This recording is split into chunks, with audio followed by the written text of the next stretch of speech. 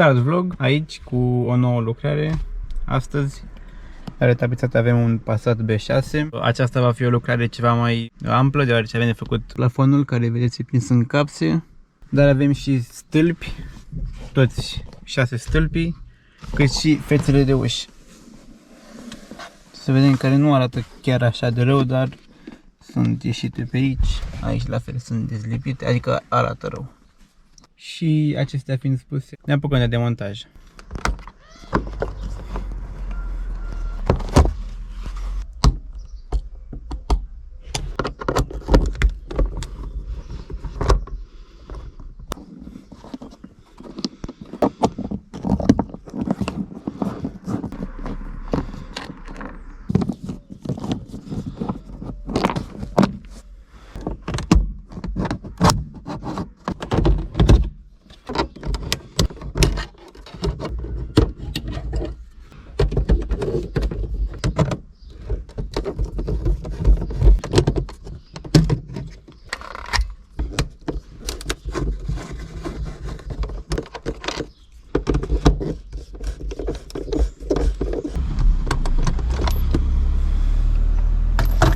Vedem că aici a mai fost desfăcut odată. Sigur a mai fost desfăcut odată.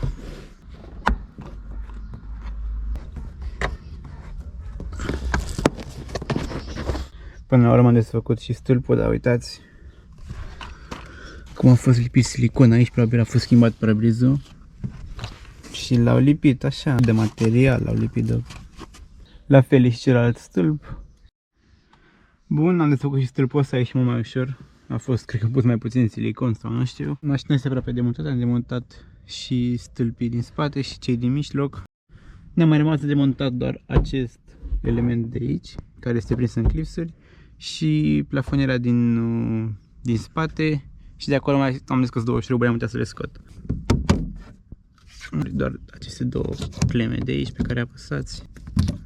Ok, mai sunt aceste două șuruburi pe care le-am desfăcut până acum, deoarece aveam nevoie de un imbus, sau cum se numește acesta, sau ceva mai mic.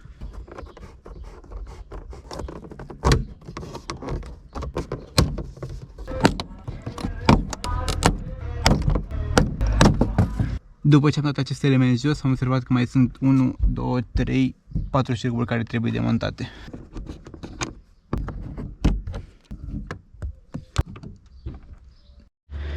După cum puteți vedea, plafonul este jos, stâlpii toți sunt jos, în afară de stâlpii centrale, deoarece trebuie să desfacem acest prag până undeva pe aici, ca să putem să scoatem centura, să scoatem stâlpul cu totul.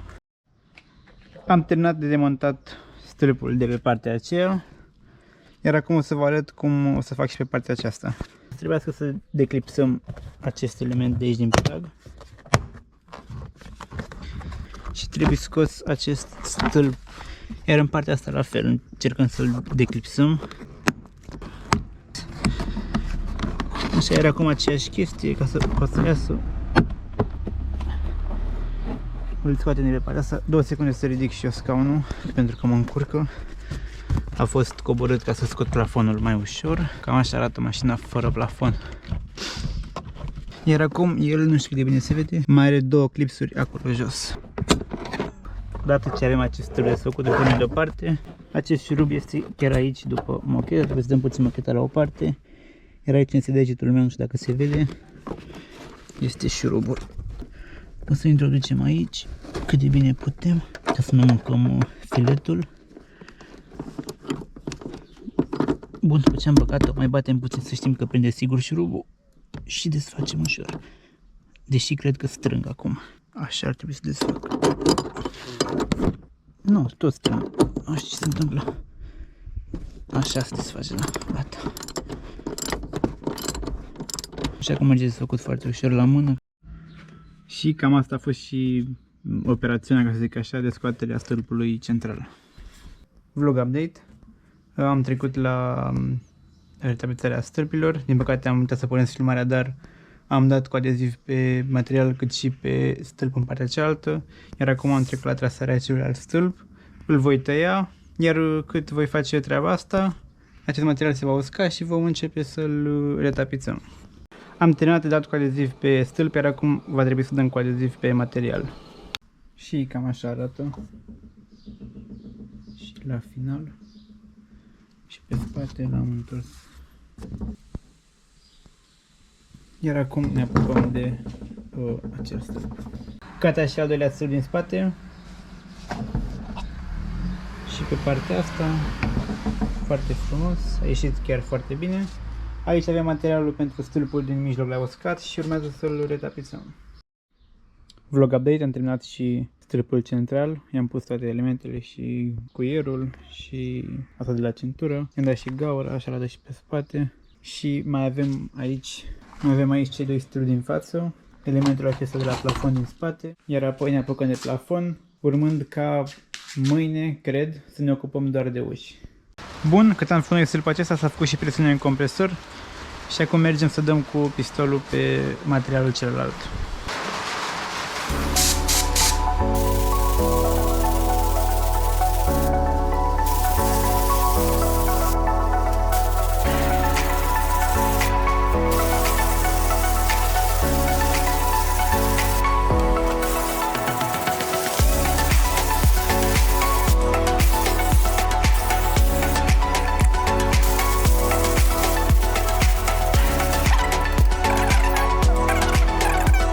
Vlog update, am terminat parțial de lipit acest element, mai am doar să-l decupez și să-l întorc și a venit momentul să ne apucăm de plafon.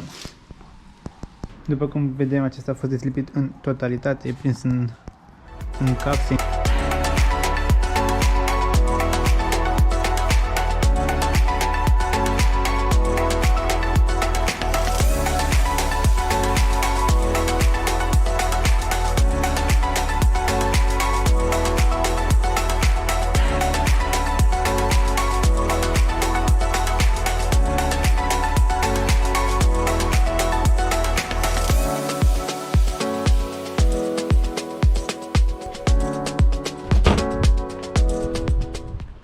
Și gata, plafonul este curățat, degresat. Am întins materialul, am tăiat cât mi-a trebuit și cu restul facem mâine fețele de uși. Iar astăzi, până se întunecă, încerc să poate îl fac pe tot și mâine doar să-l decupez. Dacă mă încadrez cu totul, e perfect. Vlog update, am rămas la compresor să facă presiune și acum vreau să-mi trasez aici unde vin chestiile astea, să pun mai mult adeziv și la mânere. Și după aia dăm cu adeziv și lăsăm să usuce și începem să lipim.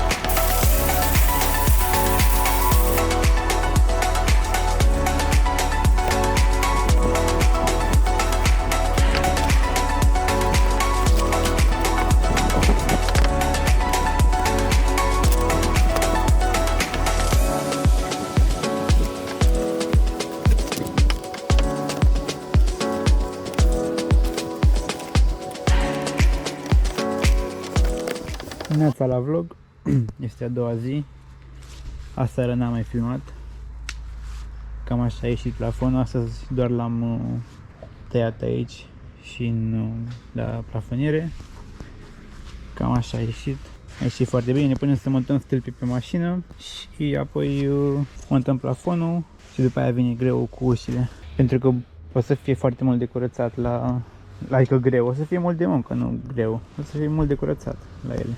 Și vlog update, nu știu cum arăt, nu știu ce se întâmplă, că de vreo 3 ore am stat numai să pun plafonul. Și cam așa arată. Cu stâlp cu tot, mai am să-i pun suporța de ochelari. Iar acum ne apucăm de montat ușile. Vlog update, ne apucăm de fețele de uși. Avem aici, undeva jos, avem aici 2 șuruburi.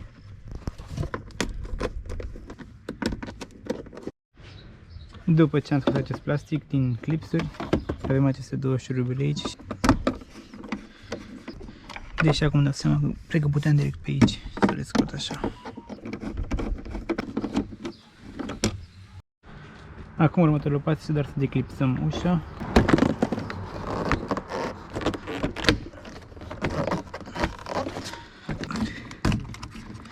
Și ușa este scoasă.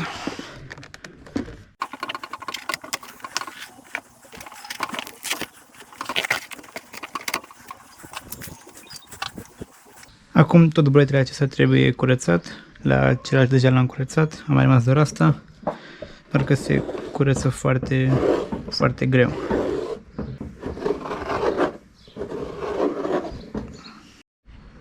Vlog update. Chiar aici am prima ușă terminată.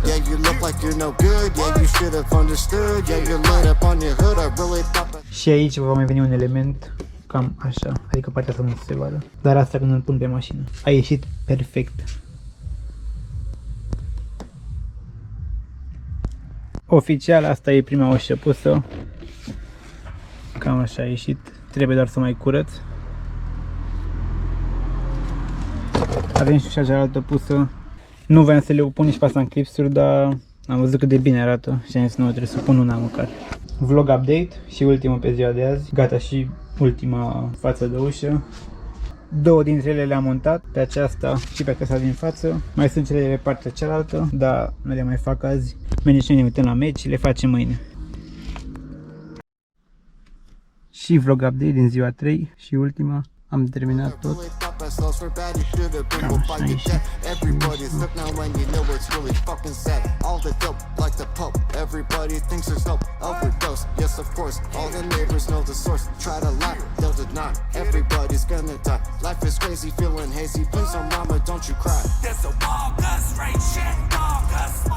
Și gata, am și terminat și mașina asta. A fost un proiect mai lung, ca să zic așa, am avut de făcut stâlpi, fețe de uși și plafonul și cam așa a ieșit.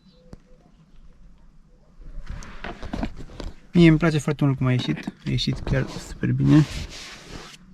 Și din păcate GoPro a murit, voi face încheierea cu telefonul. Cam așa a ieșit plafonul, chiar sunt mândru de ce am făcut și așteptăm la următorul proiect.